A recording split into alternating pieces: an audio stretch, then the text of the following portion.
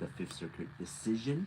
It's not all good, by the way, you know, because it's actually kind of bad for DACA recipients. But at least they say you can refile, right? You can start filing initial applications. It doesn't mean USCIS will process it, but at least you can file.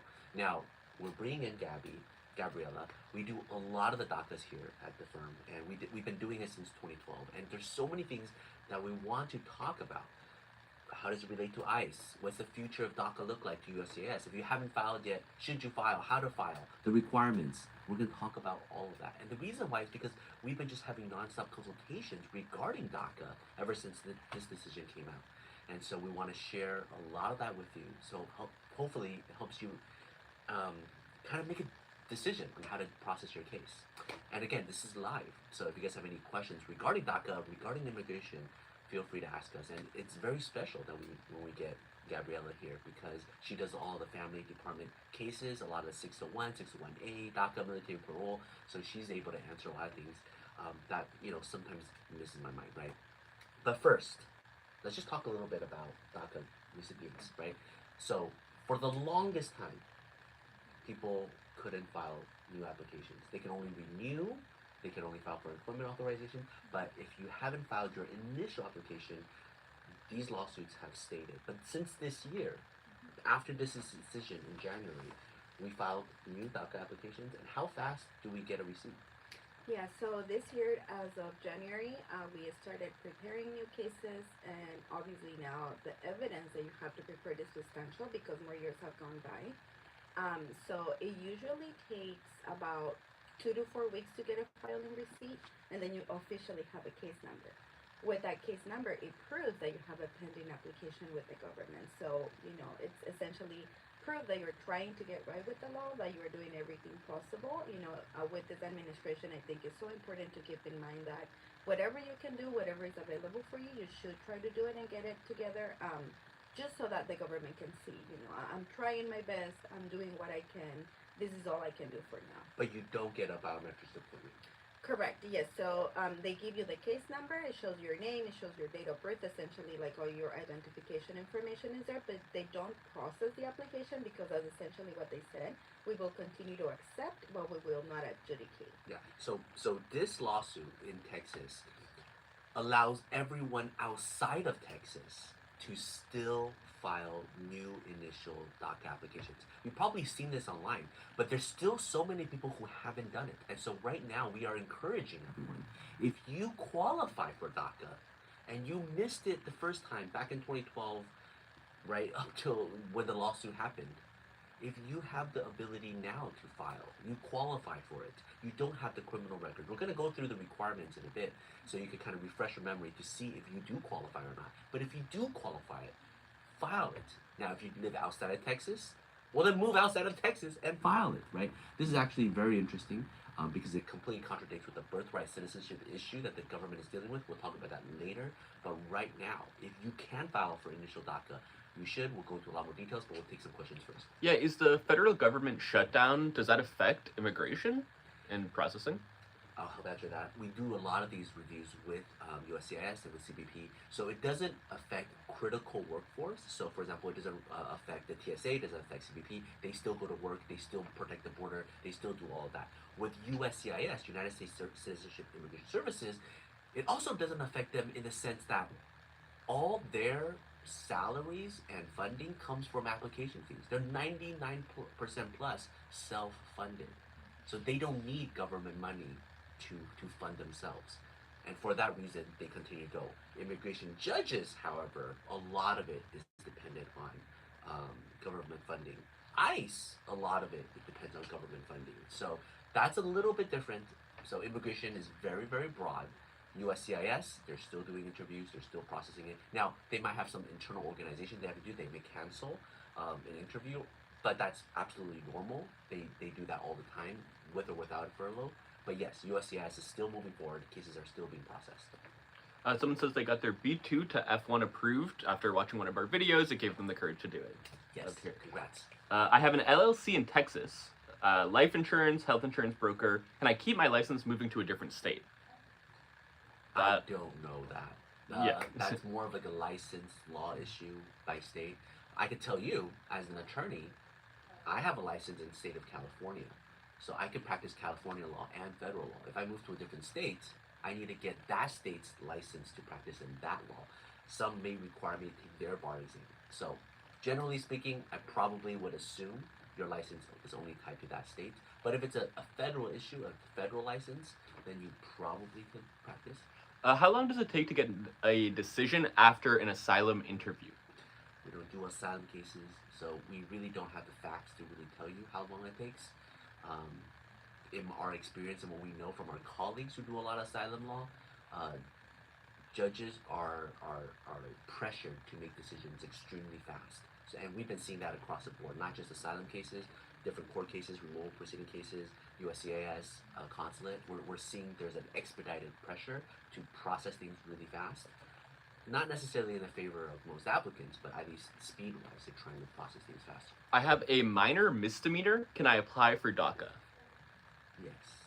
Yes. So let's talk about that right now. Yes. So, what are the issues regarding criminality, right? So what I have seen throughout the years with our own clients is that if you have a minor misdemeanor, meaning like it was something where, for example, you committed vandalism when you were a juvenile, or you had a one instance, like running with the law, that is non-significant. That is not tied to like drugs or domestic violence or anything that's usually, on the higher scale. Those cases are still eligible for the DACA as long as you're able to explain everything, even if it's like a couple misdemeanors, if it's something related to like a traffic ticket that Two. became, Yeah. not more than 3. Yeah, not more than so if you have a felony, you're out. Mhm. If you have a significant misdemeanor, you're out. If you have 3 or more misdemeanors, you're out. But post-conviction relief might be able to help you, meaning you can go back to the court and reopen that case and reduce the sentence to change it from a felony to a non-significant misdemeanor. So there's a lot of things to think about, but if it's just one small misdemeanor that doesn't hit, the significant ones, and that's the only issue in your case, you are still likely a go. You definitely want to prepare a good moral character argument. Don't take it lightly. Get the minutes of the court, get a certified disposition, use your resume, show your work, show your volunteer. Still prove and go above and beyond and file your case. Can I get DACA? Can I apply for DACA if I don't have a high school diploma, but I do have a GED? Yeah, that's straight up in the regulations. Yes, you qualify.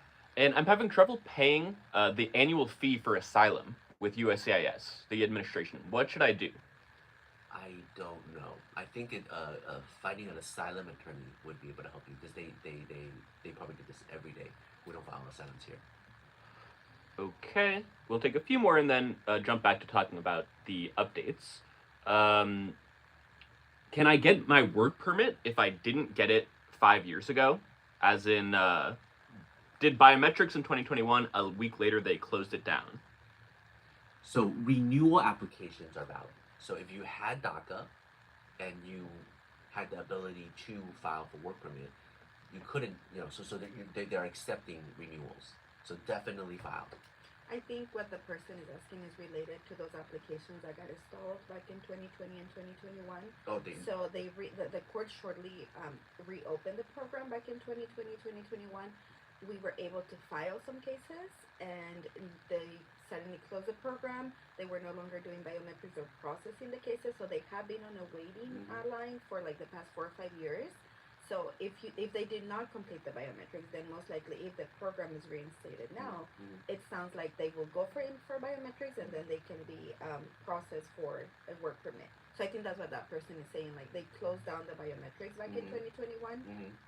So most likely you get a new appointment to come in for biometrics, and then you get after that an approval. Then that's how you get your work permit. And the reason why we're talking about this now is because we saw the media outlet from USCIS saying that they're going to prepare and update their policy, right? And so a lot of people have been asking, so we've been doing a lot of these consultations, and so that's what we're doing here live to kind of share the information. There's approximately between 50,000 to 100,000 of these cases that are stalled at USCIS, have been initially filed, who got the receipt notice, but just haven't been processed, right? And so once it actually formally goes through, everyone will get biometric appointments. After the biometrics, then work authorization, DACA approvals will arrive in the mail afterwards, right? There's generally no interview process. They review the case. You might get a request for evidence if you filed it 3, 4, 5 years ago, especially if since then, after filing, if there's any sort of criminal record that have popped up, right? And so you have new arrests, if you have new convictions, obviously you might get a request for evidence to explain more. Or if your application wasn't filed with a lot of documents to prove all the requirements, then you also might get a request for evidence. So for all of our clients who we filed from back then till now, and then this year, we're telling them still continue to prepare based on the checklist. What are the proof that you've been here, that you continuously been here, and that's usually work where you live, your lease, and if you had your work authorization, then obviously your work, right? But if you didn't have a work authorization, your continuous schooling, what you've been doing, letter recs, pictures, social media. So we use those things to prove that you continuously reside in the U.S. Because if you leave the U.S., well then your DACA application is null and void, right? And which reminds me, we'll talk more about advanced parole too, right? So if you have DACA, immediately apply for advanced parole, right? So we're encouraging people who have not filed DACA yet, and this is the new initial applications, file it now so you can wait in line. That's number one. And then once DACA gets approved, immediately file for advanced parole, because we're still seeing every day people with advanced parole successfully re-entering the U.S. Gabby is the one who's constantly on the call with the client as they come through, because they're scared abroad, and because we're able to accompany them and make sure that they are safe when they come back in, that's a lawful entry, and if they're married to a U.S. citizen, or again, other U.S. citizens are able to petition for them, then they can adjust their status to get a green card, right? So it's super, super important. But we'll take some more questions, and then we'll talk about ICE. Yeah, so the GED program, they're enrolled in it, so they don't have it yet.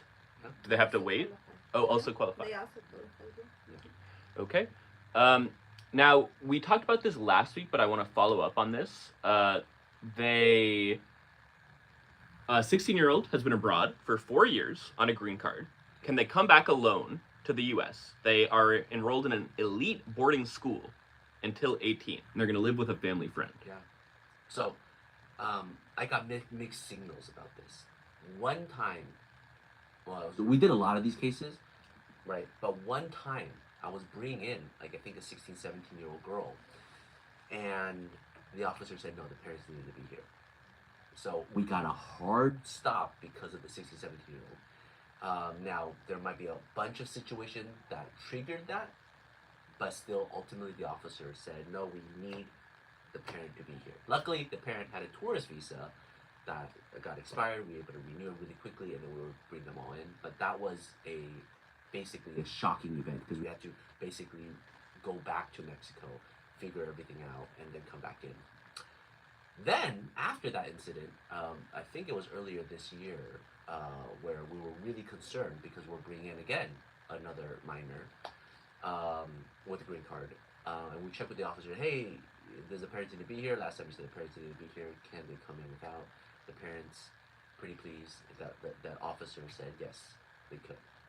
I never really got an explanation as to why that other time, but at least the most recent trip we were able to do, we were able to bring in the 16-year-old without the parents. Okay. What if I have been here since 2006 or 2007? Can I still apply for a DACA? Yes. So, you want to talk about the Yeah. eligibility requirements? Let's go through all the eligibility for initial DACA applicants, right? This is so important, especially if you haven't applied for it yet. Let's check if you qualify. Okay, perfect. So, this is off of the USCIS website. So you need to be under 31 years of age as of June 15, 2012. So it doesn't matter how old you are now, as long as you were under the age of 31 as of June 15, 2012. You must have come to the U.S. Before your 16th birthday. So even if it's one day before, and you can prove if you entered on a tourist visa or any other type of status, as long as you can prove that you were under 16, then you qualify. And a lot of people enter illegally, right? So a lot of people enter without inspection before they're 16. That still qualifies for DACA. So that's really important to know. Yeah, and then the way to prove that is usually we use a school record. If you came in illegally, but then you have a school record that shows you're enrolled in a school, then that also works out. you have to have continuously resided in the U.S. since June 15, 2007. So that person asking about the 2006, yes, you do qualify. So the key day is June 15, 2007, and then you must have been present in the U.S. on June 15, 2012. So usually employment records or school records or any sort of like third party record that can show June 15, 2012 you were here. If you were a minor, we have also used documents that are from the parents. You know, if for some reason there is nothing but your parent had a bank account, Yeah. or you know, a lease agreement that shows and you were listed on the lease agreement, we can also do that.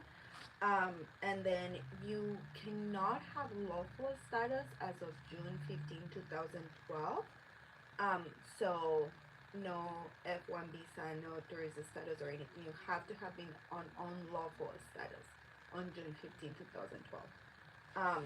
You can be currently in a school or have obtained a GED or a high school diploma, or if you were also honorably discharged as a veteran of the U.S. Armed Forces, you also qualify for DACA. And again, this one is not have a felony conviction, a significant misdemeanor, three or more other misdemeanors, or otherwise pose a threat to national security or public safety. Those are the qualifications for the DACA program. And again, we've done requests for evidence for every single one of these, right? Like, how do you prove on a particular day you were here like 10 years ago, 20 years ago? We use proof of before and after, right? Like, a couple days before he went to Chuck E. Cheese's, a couple days after he went to a friend's birthday party. He's not gonna leave the country within just that few amount of days, right? So we've done all sorts of things to address each one of these requirements. So if you feel like I qualify, I meet everything, I don't know how to prove it, that's where we come in and help, right? But again, not just us. There's so many people in the online community who are here to help people who can't get DACA. And right now, right this year, with all the craziness, DACA is available again for initial filing and then for processing very soon once USCIS releases it. Now, I want to talk a little bit about the negative parts of this case. Because in this appeal, the Fifth Circuit straight up said that DACA exceeded its authority and the president couldn't have created this program, so essentially it is unlawful. And that argument is exactly what we've been hearing from ICE, right? So I've talked with a lot of ICE officers, and we asked them, hey, somebody is on DACA. Why deport them? They have lawful status here. And they just shake their heads and say, no, they do not have lawful status here. They have a deferred action to be deported. But that doesn't mean they cannot be deported. Maybe eventually they get deported, or if they commit any of these crimes, we can deport them now.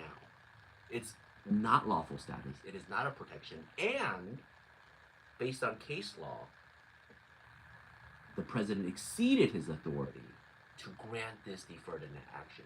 So from all points of view, a prior president exceeded their authority by granting this privilege not to deport somebody. But the current president wants to deport them. And so ICE has almost every authority to do that. Now, arguably, we haven't seen them push that hard into this.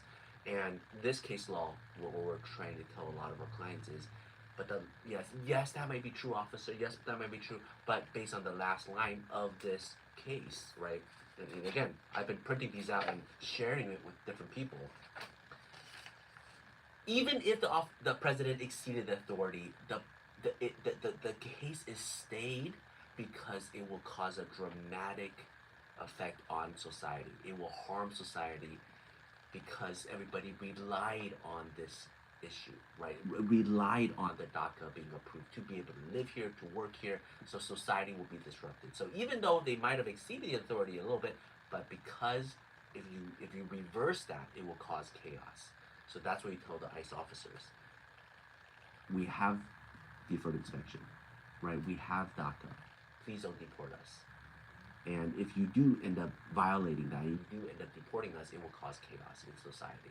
So please, and they understand that, but that's at least something that you can say. So we will see what and how this case unfolds. If it goes to Supreme Court, if they take away the stay, if the next administration comes back, and if Congress musters up the willpower to release a new law that actually grants a pathway to citizenship. There's so many talks on both sides of the aisle about this particular issue, right? DACA recipients, what should America do for them and about them? And right now, in this instance, 2025, people who can file, who meet the requirements that we just talked about, you can file and you can get a receipt notice, and that is at least some equity that you can present to ICE, right? You don't have adjustment of status, you don't have anything else, but at least you have a DACA receipt, and that means a lot. So we'll take some more questions, and then we'll get into success story for the day. Are they going to start processing the people that were stopped the process in 2021? Yes. And you guys help with this process, and what is the cost? We can't talk about costs on the live channel, obviously, but feel free to do a 250 consultation, right? That's what you can book us on our website really easily, and we will walk you through the whole thing. And ideally, we'll show you exactly how to do it, and then you can just do it on your own, right? And we only charge the 250 consultation. But if your case is complicated, you have criminal records, etc., then we'll based on your situation, we will accordingly. Should I be planning on moving? I'm in Texas as a DACA recipient. Talk to your family, talk to your job. There's a lot of things to consider when you move. But if you're just zeroing in on the DACA issue,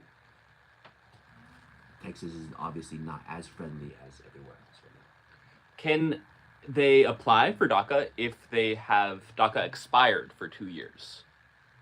Yeah, DACA renewal. You'll have to apply for a new application. So if your DACA has been expired for more than 365 days for the work permit, then you need to reapply as an initial applicant. Ouch! Sorry. Yeah. That hurts. That harms. Yeah. What about if you file, because they want you to file the renewal 120 days before it expires. What if you file it like 20 days or 30 days before it expires? No, that's okay. That's okay. That's still okay. Even within that year. So, like for example, if my work permit expired in January of 2025, if I file before January of 2026, then I'm still eligible to renew my DACA. But if I go past January 2026 and it's February 2026, then I'm now considered a new applicant. So I have to reapply. So it's super important to keep those key dates in mind. If you're experiencing financial hardship and you can do it within that 120-day time frame, then still consider filing as soon as you get the money within those next 12 months. Yeah.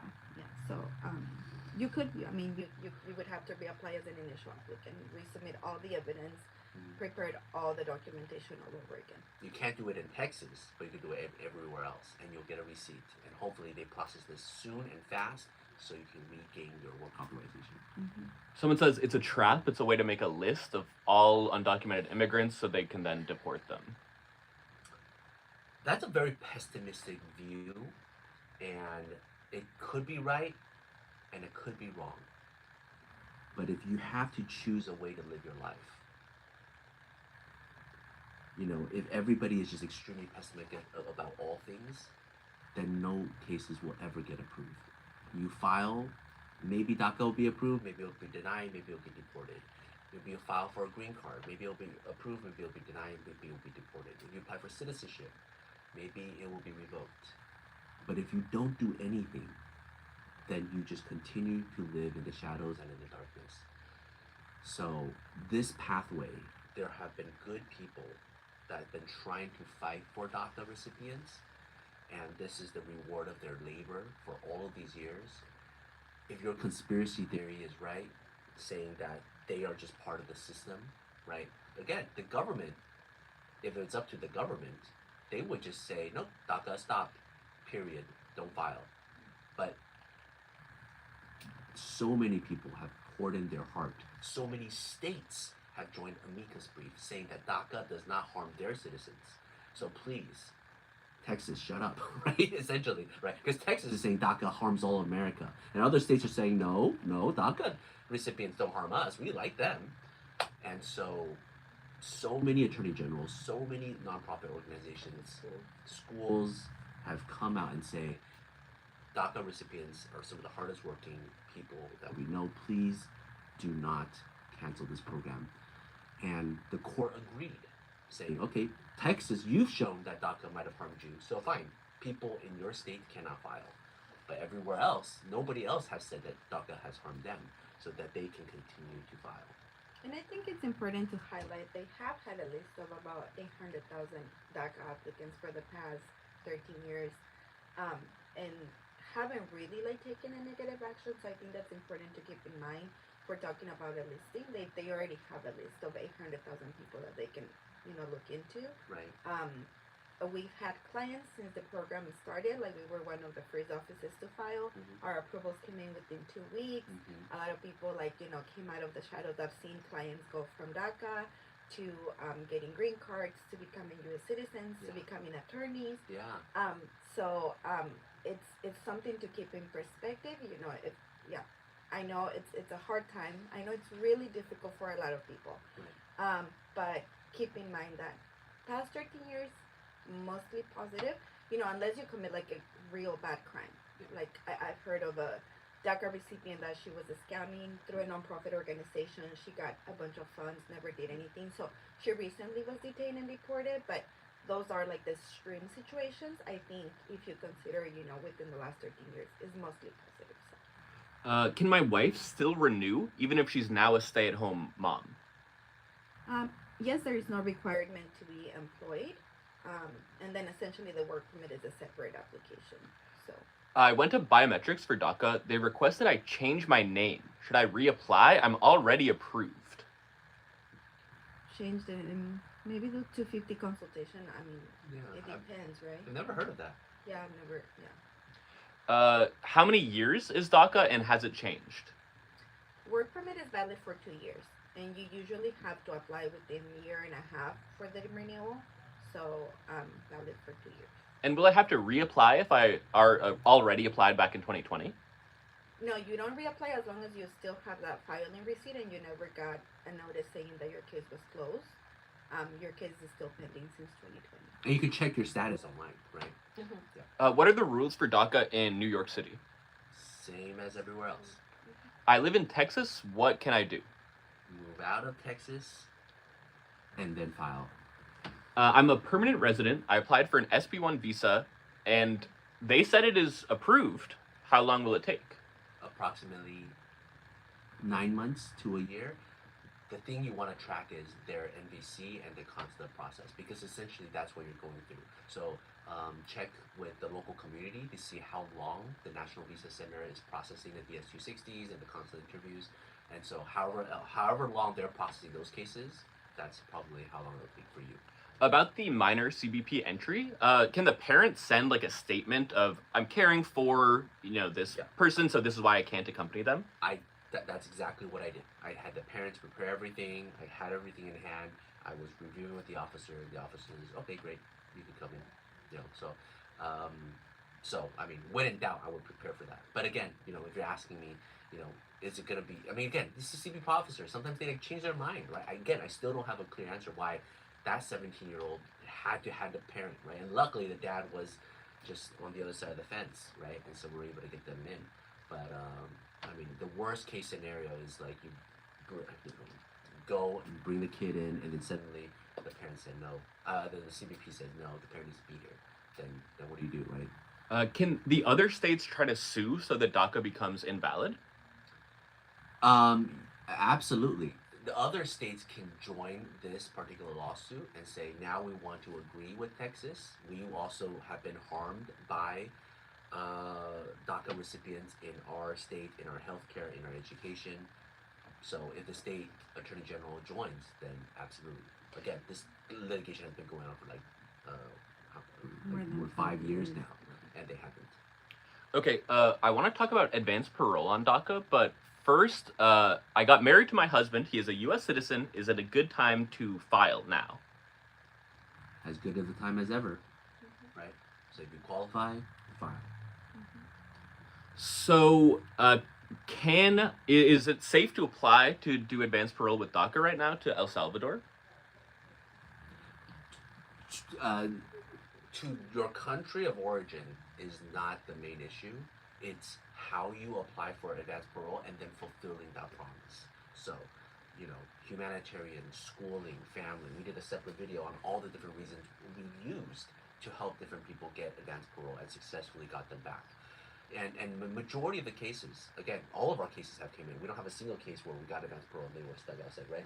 Yeah, okay, good. Everybody's good. Everybody, came back. right? Everybody's came back. The most recent one, March of this year. Yeah. So we did a lot of, you know, we share a lot of information about how to do it and go about doing it. The only ones that we've heard were denied entry were the ones who applied for a bogus advanced parole and they didn't actually go and fulfill that promise. They just crossed the border and they came right back, and officers get really pissed with them. They detected fraud, misrepresentation, and confiscate the advanced parole, right? And so that's the horror stories that you hear. But if you apply for a legitimate reason that fulfills the advanced parole requirements, and then you go and actually do that thing, and we came back, again, unless you have a drug offense or something like that, right? Because again, when USCIS could adjudicate and approve an advanced parole, but CBP is looking at other things. So they see, oh, you actually have criminal offenses, I have to give you over to ICE. That's a different story, right? Is it true that Henan will sign at the end of October? I don't know. What is that? I have no idea. Sorry, don't know. Can he send the same documents he used on his first application since it expired more than a year ago? Oh, for DACA? Mm-hmm. For refiling, yeah. So just add the additional documentation. Yes. So because if you applied, for example, if you applied in 2012 and that guy initial application got approved back then, now you have to prove that you have been continuously present from 2012 to 2025, because you're considering new applicant. So yeah, the evidence you submitted before, in addition to proof of presence for up to now. Oh, Judge Henan is the judge that's making the final decision in Texas. Oh, okay. What about it? Will he sign in the end of October? Do you have any indication? No. If my DACA expires on the 26th next year, will I not be able to renew because I'm in Texas? Renewals are okay. So all renewals are continuing. It's just initial applications have been stopped. So the whole background to this is that it's been stopped, and then Biden came in and says, okay, now we want to restart it. We want to restart it. New applicants, come on. And then Texas said, hell no. And so stopped it. So this lawsuit is really centered around new applications. And then now, as this case finally unfolds, new applications have been stopped, but only in Texas. Everywhere else, they can file. I had an interview for adjustment of status back in July. Still have not heard back regarding approval. I was told to wait up to 6 weeks. Should I worry? What should I do now? We definitely need more context, but 2-3 months is not completely out of the ordinary. We are seeing cases that get approved a lot faster, so this is a little bit strange, but it depends on your jurisdiction, your case specifically. Usually I wouldn't consider a mandamus or lawsuit action until like 6 months to a year, so you're still well within the time of the waiting. But depending on your case, there might be different issues, and so it might be ordinary for you to wait. The DACA and CDL, the trucker license, is that still being paused? Do you have any knowledge on that? I don't know anything. Yeah, commercial driver license in DACA. I mean, essentially, you have to have proof of an immigration document to get a commercial driver license. So if your work permit is valid, then you can continue to do so. It really depends on the state. So I know California is very friendly, and we have a few clients that have commercial driver licenses. So what we have seen is the DMV just wants to see the valid work permit. Now, I did see something related to commercial driver license in Texas. If it is Texas, then it may be different, but it depends on your state. Any update on the H-1B lawsuit regarding the 100,000 or a physician exemption?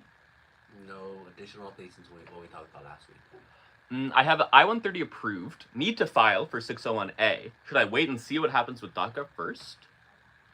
No. If you can qualify, file it now. If DACA comes in, file for DACA. Everything can be applied in parallel and helps each other.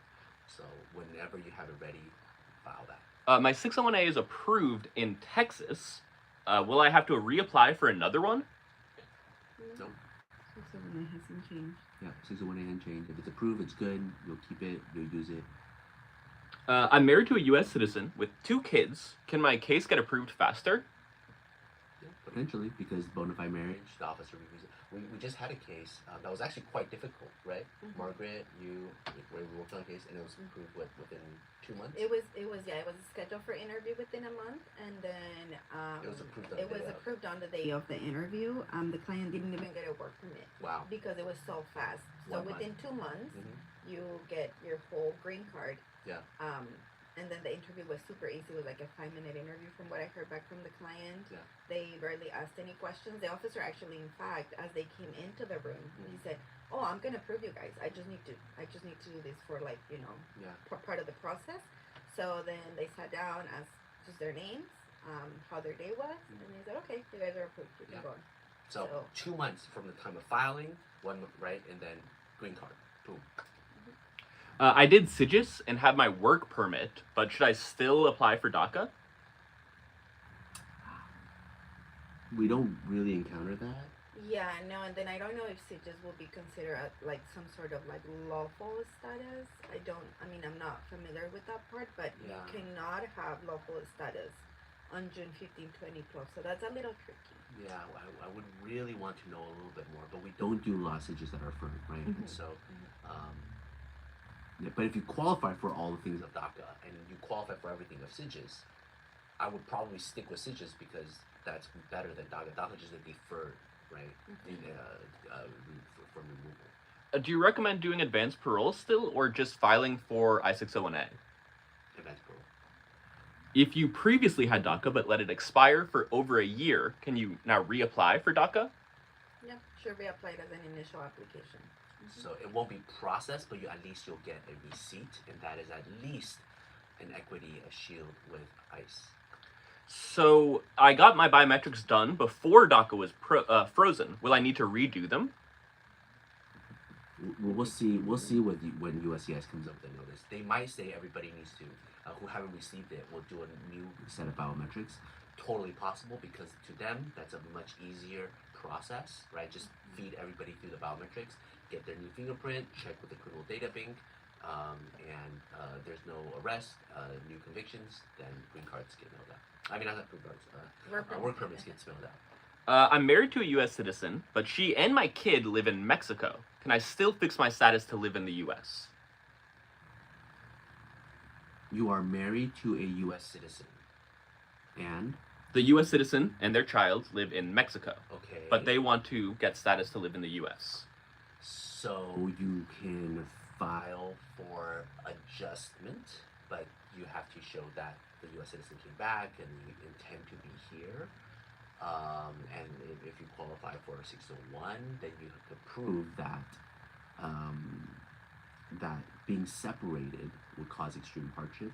The hard part about that extreme hardship would be the officer will ask, why don't you just both go back to Mexico, for example, right? And so, possible, you have to be a little creative in the way you apply for this argumentation. You have to do a little support, right? They need taxes to apply for, to sponsor it, so. Yeah, not impossible, but a lot of things that you have to really structure correctly. Oh, I-601A is approved if law goes through. Wouldn't I accumulate unlawful status in Texas with DACA? Well, 601A essentially forgives all unlawful presence, right? So it doesn't matter, right? So it doesn't even matter if you don't have DACA, right? A lot of people have 601A, they have no DACA, they have nothing, they've been unlawful for like 10, 15, 20 years, but because 601A is approved, they get their green card, right? We've done plenty of those. We did a DACA recipient that just came back last Monday. Mm-hmm. He was on DACA for a very long time. Applied for the 601A, just went to Ciudad Juarez about 2 weeks ago, and then he got his passport back on Monday, and he's back with his family. So my ITIN has expired for a few years. Oh. Does that affect my DACA application that's pending? No, the IT number is not related to the DACA application. Yeah. I'm filing with my husband. He's a U.S. citizen. What are the requirements if I have DACA? The most important one is your lawful entry, right? And so if you have lawful entry in the U.S., as in like you had a visa, you're a visa overstay, and then eventually apply for DACA, then you can apply to get a normal adjustment of status and a normal processing. Within like a few months, you should be able to get your green card. But if you don't have lawful entry, right? If you cross the border illegally, if you enter without inspection, then you might have to do the advanced parole, right? Which will help, right? But if you don't have the advanced parole, then you might have to be forced to do the waiver, which is a little bit longer process. So it depends. 3 things, right? If you have lawful entry, no problem. Your process will go smooth, given everything else is good. If you enter without inspection, then you need to get advanced parole. And if you got the advanced parole, it's almost as if you entered with inspection, and things will proceed accordingly. If you don't have the first 2, then you have to apply for a waiver. DACA recipients that want to leave the country, should they file 601 before leaving? I mean, why do you want to leave the country? If you I mean, there's so many things online about this, right? There are plenty of people DACA recipients who leave the country for years, right? To maybe even a decade, and then they come back with lawful status. So that's one option. But if you're talking about 601, I'm assuming you're already married to a U.S. citizen, you have other U.S. citizens that are petitioning you, then you want to file for the 601, get everything approved, and then you go to, the consulate, and then you come back. 601. I'm doing advanced parole next week. What are some absolute must-haves when I come back? Like, how do I make sure the process is smooth? I think Joseph already touched on this, but it's like having proof that you fulfilled what you say you were going to do in your home country. So if you said you were going to go visit your grandmother or your grandfather or your elderly family members, then having proof that you did that, and then also just coming within the time frame that they allow you to go out for. And yeah, I think that's essentially all. And then just obviously having your DACA approval, your DACA work permit, showing that you're in valid status for DACA. My DACA expired 3-4 years ago. Can I reapply or can renew? They have to reapply. Can a U.S. citizen parent petition for their son or daughter over the age of 21? Yes, they can. There's that's the family preference category. So there is a longer wait time for people to get green cards through that, but yeah, you can file an I-130 a petition through the parent. And your wait time depends on which country you're born in. And how do I prove that I did what I said I did? Like, how do I prove that I visited my parent? Oh, so yeah, we had a kind of like this. Which airport did you fly to, right? And where does your grandparent live, right? Do you have pictures of you guys together, right? Is it a hotel?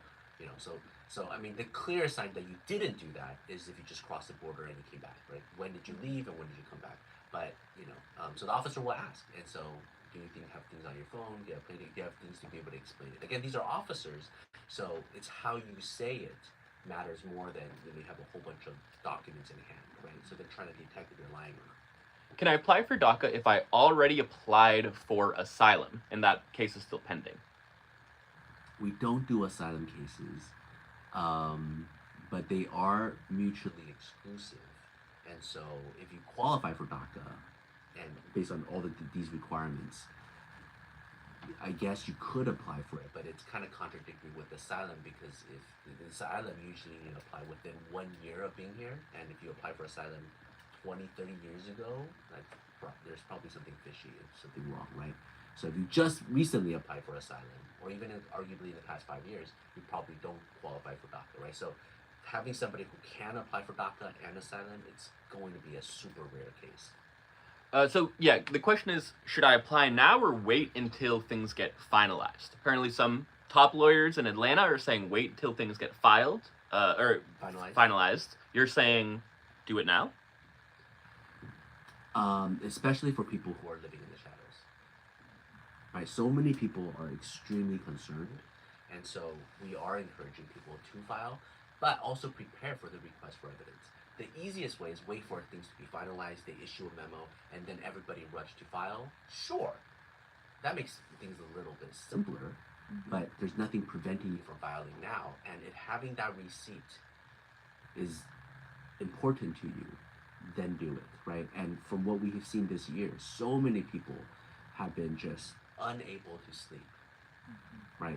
I mean, you have to put yourself in the position of people who have not received a DACA yet, right? They could have gotten it, but they didn't. Now they want to do it, but the case has been stalled. And then with all the things that's been going on with ICE, they're just terrified. So under that emotional state, I think filing it, having some sort of receipt, is a better protection. You might have to do more work in the sense of after you file, you get a request for evidence, and then you have to provide more things. But that's something that you can deal with. Is it easier just to wait? Guidance are clear, comes out, then you file? Okay, sure. But nothing is preventing you from filing now. That's the thing that I want to emphasize. Do I currently have to keep studying to be eligible, even if I have my GED already? No. No, as long as you have a GED diploma, high school diploma, or currently in a school to get a GED or high school diploma. How long after 601A is approved do they issue you a spot in Ciudad Juarez? Based on the record, it can take anywhere between 3 months to a year. Okay, I want to make sure we have time for our success story. So we're going to jump to that. Feel free to keep asking your questions. I have them all written down. So after we finish our success story, we will jump back into questions. All right. And can you just introduce why should they stick around? What's the success story about today? Right. Today's success story is about getting a biometrics appointment overseas. It is extremely hard and it is life-changing. And it is so important, but it seems so insignificant and small. But that's just how, in a way, broken our immigration system is. This family, they've invested over $500,000 into the United States through the EB-5 program a decade ago. They just couldn't get the biometrics. So they got their conditional green card with a 526 approval, but the family had an emergency, so they were outside of the U.S. This is what happened. They left the U.S., their green card expired. COVID happened. They couldn't come back in. They filed for the 829 to get the 10-year green card, and then USCIS issues them a biometrics appointment. Come get a fingerprint. They were stuck in a catch-22. They couldn't fly to the U.S. because their green card was expired, their 829 was expired. They couldn't fly to the U.S. But they needed to do their fingerprint in order for them to get the 10-year green card, in order for them to fly to the U.S. You might say, well, can't you go to the consulate? They've tried. SB1 was not an option, right? Every single thing was stuck. They found one attorney couldn't do it, found another attorney couldn't do it, finally contacted us. And we tried to get them in, but the customs officer would not let them. So now they're truly stuck outside. We tried our absolute best to see if customs officer would let them in through humanitarian parole to come in, get their fingerprint, fly out, green card comes, mail it to them, they come back in a green card. That's how we used to have solved this simple problem. But because of the executive order, humanitarian parole was canceled, so a simple fix could not be done. We didn't give up.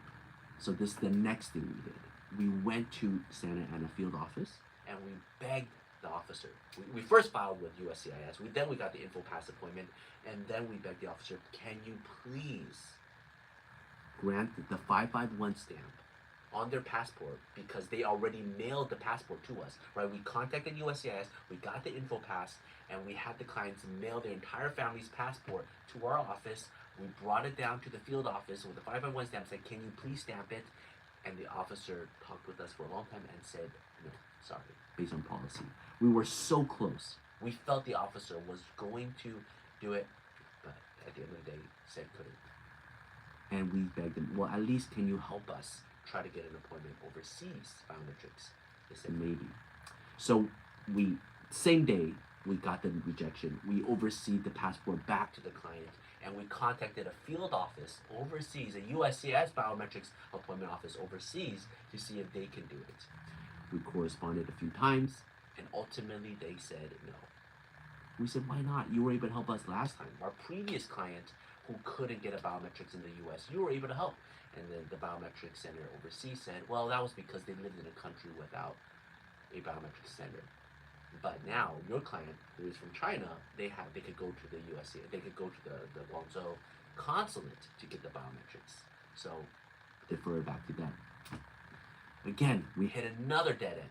CBP gave us a dead end. Santa Ana Emergency 501 stamp gave us a dead end. USCIS office overseas gave us a dead end. And now we were forced to go back to the Guangzhou consulate. But we have three essential letter recs: the CBP letter rec, we got the field office overseas, and the Santa Ana office. And we used all of that to contact the Guangzhou consulate and said, can you please let our client do this biometrics? It was a circumstance beyond their control. They couldn't get back to the US. Look at all the things that we've tried. And the Guangzhou office said, yes, come. The client flew there, got the biometrics, the 829 processing at USCIS reopened, and the green card is going to be adjudicated, processed, and the entire family can finally get their 10-year green card after 10 years of investment and after being stuck abroad for so long. Something as simple as getting your fingerprint done for really wealthy individuals. That is the immigration system. A lot of people see immigration only in their own little lane. DACA recipients have an extremely hard time. I understand. Asylum applicants have an extremely hard time. Immigration judges. And a lot of people who are doing through the EB2, EB3 perm process, extremely hard time. And everybody thinks grass is greener on the other side. We are here to tell you, everybody suffers almost indiscriminately because of the political system and because of the difficult immigration system that we have. Life happens and our system cannot adapt fast enough.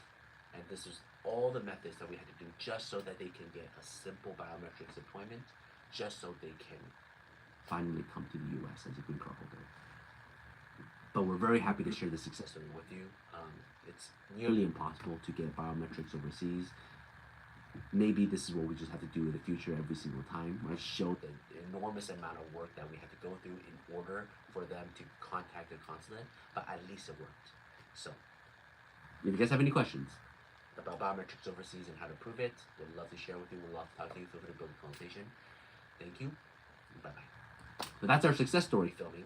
And feel free to take additional questions before we close out the live session. And again, we do this every Thursday.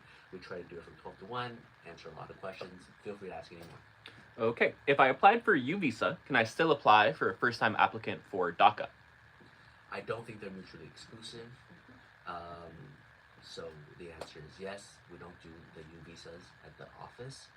But again, to the best of my knowledge, they're completely mutually exclusive, so you could totally do it. When do you think that Texas lawsuit will be settled? I mean, the question is whether or not it's going to be appealed to Supreme Court, and the Supreme Court is going to make a decision on it next year, right? And then, if there a new lawsuit will open up, because it might. If they take away work permits in Texas, are we still eligible for advanced parole?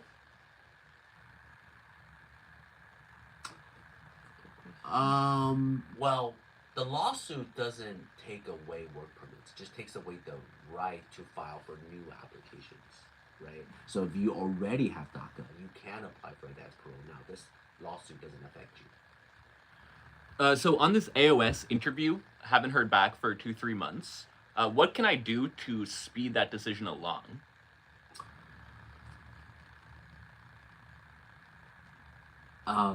Look into mandamus, not to say you want to file it, but look through all the steps regarding how to exhaust your remedies, right? And when you search those terms, it might give you a better idea, and you'll see things like contact your congressman, senator, contact your field office, InfoPass. Those are all things that you could do, but there's an exhaustive list of all the different things you could do. We even had a client write to the first lady, like so. But anyway, your goal is just to get the officer to pay attention, because sometimes the officer misplaces your file and they just lost it. They're just people and bureaucracy and office as well. So sometimes, the file was lost, or they took an extended vacation and now they're finally coming back. So you push them a little, it just pushes you up on the priority. If I updated my address on the USCIS account, do I have to file a form for that? You mean the AR-11? If you do it online, that's it. You don't have to file anything else. Can you recapture unused time on an H-1B after it has expired for a new petition? Yes.